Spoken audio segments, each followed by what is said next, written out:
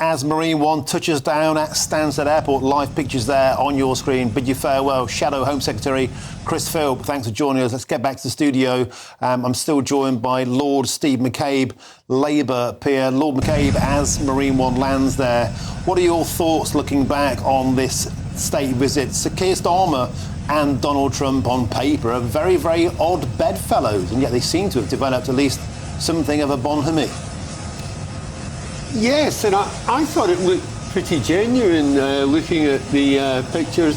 Look, these things happen in politics. It's not always the case that the most likely characters develop relationships. And, Keir gets a lot of criticism from many people, but actually, he has been very determined about his approach to the presidency and about our need to maintain this alliance with the United States. And I think he's done a very good job. You think a lot of the sort of sixth form attitude we saw from a lot of Labour MPs in opposition, preposterously calling Donald Trump a fascist, a KKK sympathiser. This is your present Deputy Prime Minister, David Lammy. I'm talking about other MPs calling him a fascist, a Nazi. When reality bites, this man that they loathe has hoved into view with $350 billion worth of transatlantic trade. Whether the Labour Party like him or not, he's our greatest asset in terms of trade, in terms of peace, in terms of security. Are those Labour and parliamentarians now just should take a long look in the mirror and say, stop being so sixth form and puerile and get with the programme? Well, lots of people say things in opposition that are much easier than when you're in government, including lots of American politicians who've said quite a few things about this country. So I think the important thing is America is our key ally, and whoever is the President of the United States, it's the British Prime Minister's job to make sure he develops a good working relationship. And if you can take it one step further by having a genuine connection, as Keir Starmer seems to have done, then that's a damn good thing. Live pictures there of Stansted Airport. Lord McCabe about to open those doors, and Donald Trump will emerge with the First Lady, Melania Trump. May I ask you how they must be feeling in Brussels looking on at this? The beloved Brussels of Sir Keir Starmer, of course, 3 years heading up the People's Vote campaign to cancel Brexit. We've just landed a trade deal with America that Brussels can only dream of. They must be crying into their croissants in Brussels and Strasbourg looking at this, because like it or lump it, the special relationship counts for something. And there's 350 billion reasons why it was a good idea to Brexit. Well, I mean, this is absolutely a good deal for the UK. That's absolutely true. And the money and the jobs is really important.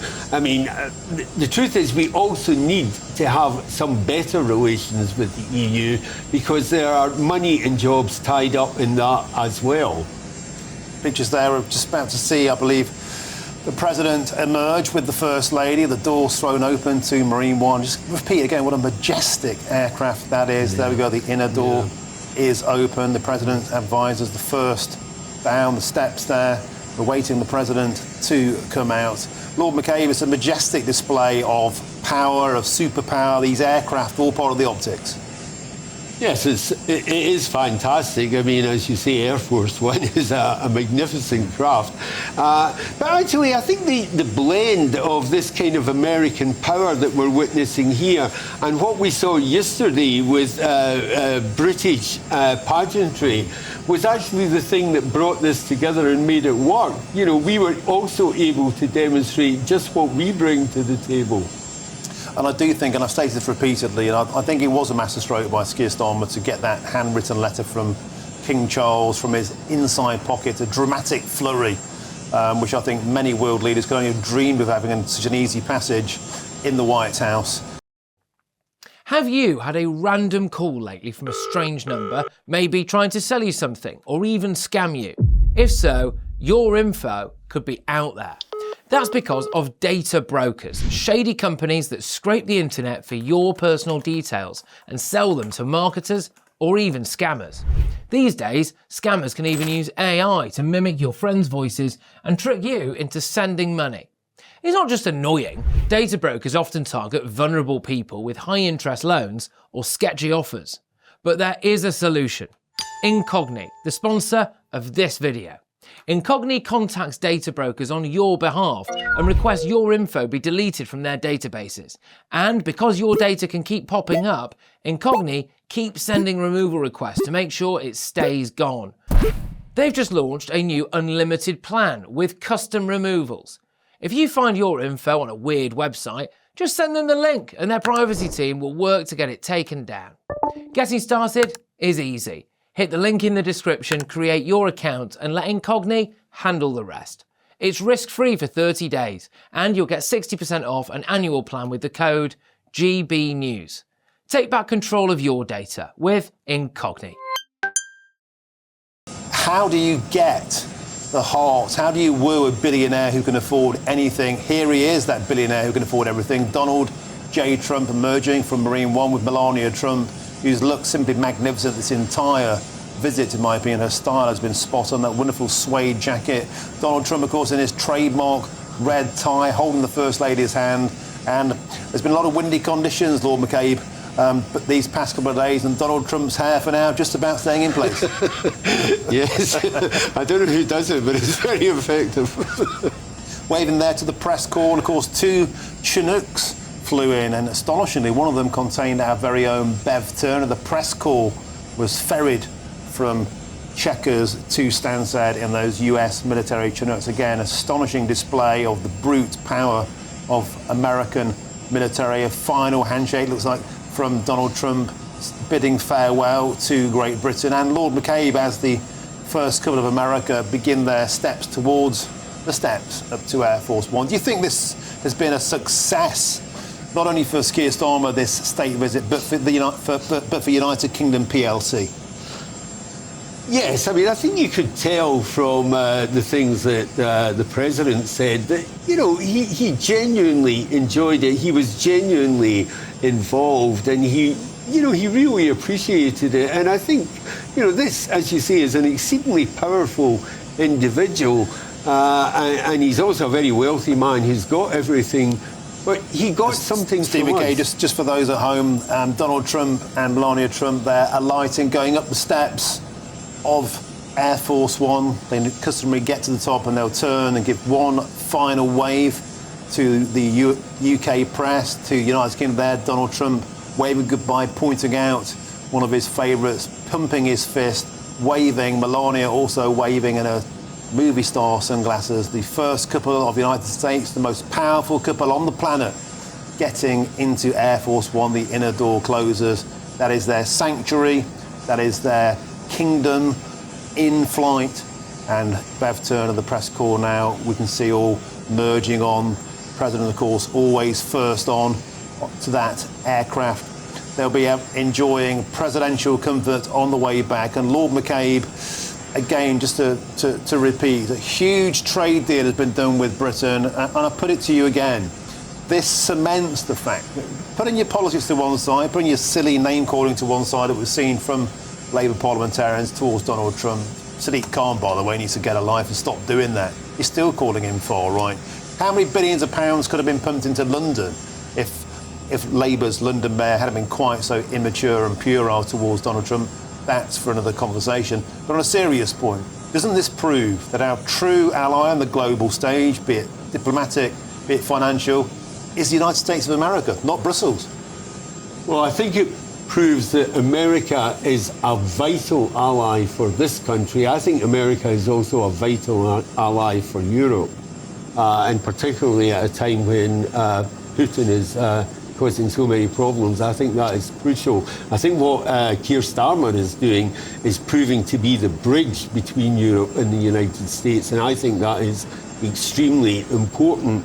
But actually, if you go back to the name calling and all of that, I mean, the important thing to remember is Donald Trump is a businessman, and when it comes to the crunch, what he cares about is getting a good deal. So I don't think all this stuff about name calling and who said what and what might have been done X months or years ago, I think the guy wants to know, am I getting a decent deal and can I trust these people to deliver? And I think that's what we saw today. I put it to you that that's very fortuitous for the Labour Party. You're dead right. I think all this name calling, Donald Trump is so used to it.